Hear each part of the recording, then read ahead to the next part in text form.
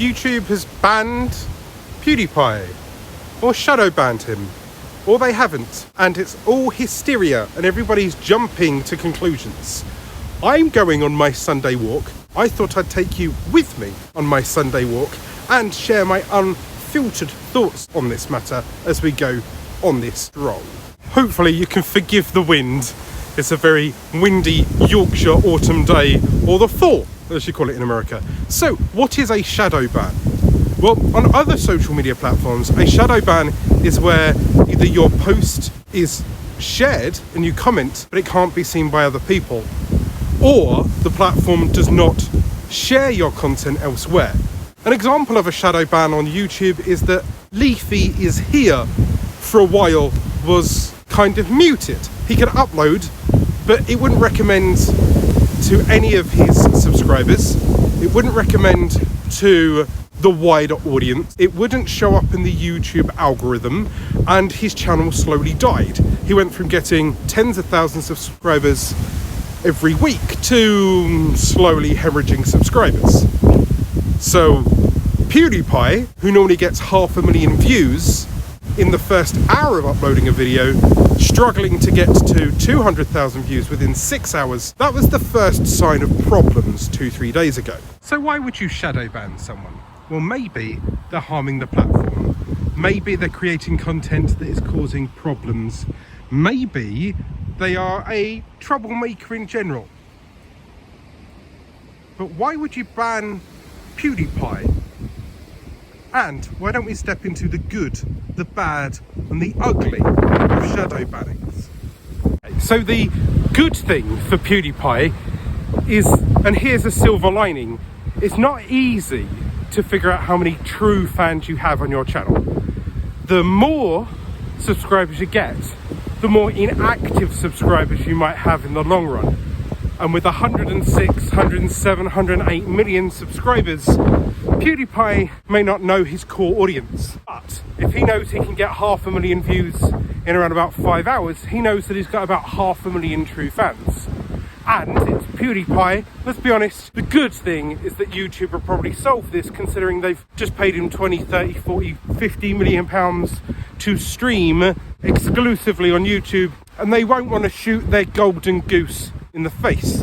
From a platform perspective, it's good to shadow ban people to get them off your platform, to stop them causing harm, and to stop them causing revenue loss in the long term. The bad for PewDiePie is, yes, he's not getting a few million views in the first 5-6 hours, which will hurt his direct revenue, which will hurt the platform. Also, it goes to show that in theory, this could either be a glitch, because October's very well known for causing glitch problems, whether it's negative sub counts, whether it's the algorithm going wonky, whether they recalculate subtotals, whether they experiment in new algorithms. Over the last 4 or 5 years, there's always been something in October.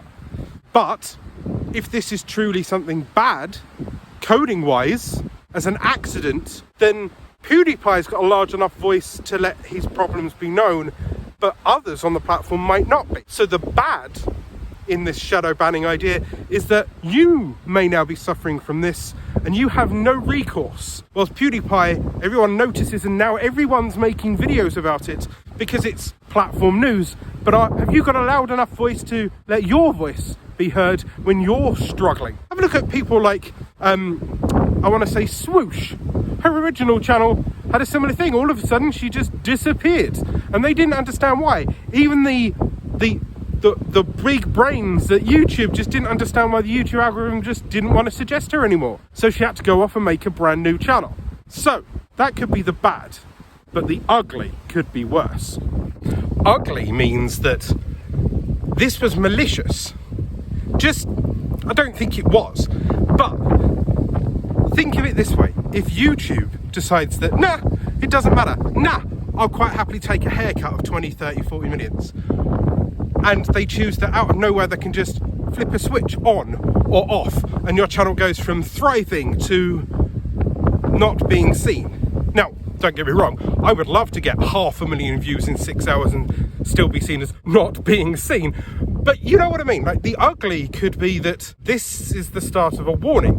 The ugly could mean that without any warning, without your 3 strikes, YouTube could just choose to go, nah, don't want you anymore, bye. And you have a very slow, painful death and you have to disappear. Now, YouTube, I don't think is going to do that. And PewDiePie has more than enough money saved and invested to not even need to work a single day in his life after this anyway. He's very frugal with his money. He actively says that he doesn't spend money. So I don't think that's going to be so much for a problem. But if this is a bug that YouTube doesn't even know how to fix, and it can strike random channels, that could also make it ugly. Maybe this is their way of muting people, so therefore it doesn't hurt their platform, so it doesn't hurt their income. But the good, the bad, and the ugly of this shadow ban could hurt us all. Now, I'm going to share my opinions on the overall arching thing, and then hopefully I can go home and stop freezing myself in the middle of the Yorkshire Dales, which, if you're appreciating this video, please give me a like and a subscribe, because my hands are starting to turn blue and I just wanted to make it look pretty for you.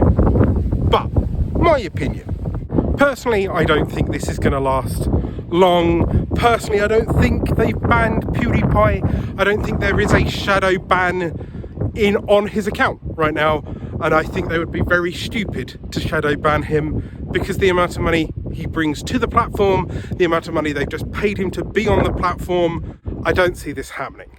Now, in the long term, I think that this just shows that they need to be very careful when they roll out edits, when they roll out the algorithm.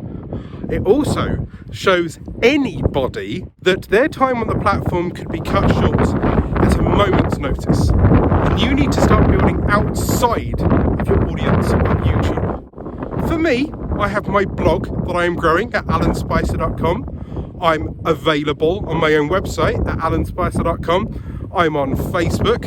I'm kind of on Instagram. I'm weirdly on TikTok. I've got a YouTube channel about Alan Spicer Unleashed, where I share pretty much my cat daily, let's be honest. So the more you spread yourself out, the better for you. Because if you imagine, if you are PewDiePie and your channel disappears tomorrow, poof, he's going to be okay.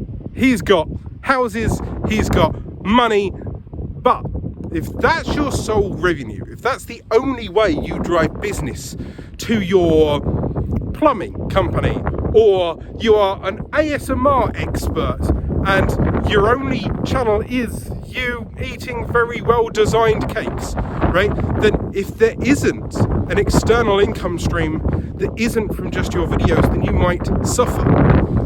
So anyone, you need to diversify your income, you need to diversify your attention. Are you on LinkedIn? Are you on Instagram? Are you on TikTok, where you can pick up the latest trends and then parlay them into forms of content? Are you creating stuff that you can sell? I sell online coaching. I was doing web development for 11 years. So the good, the bad, the ugly, and my experience is that this could be a wake-up call for all of us. That even the big boys on the platform need to make sure that they are secure in their future. Because if you are a one-legged man in an ass-kicking contest and all of a sudden that leg breaks, you're gonna have some problems. So, I'd like to know your opinion on this. Do you think they're shadow banning PewDiePie? Are you struggling for views and you think it might be a shadow ban? Let me know. I'll see you soon. Take care.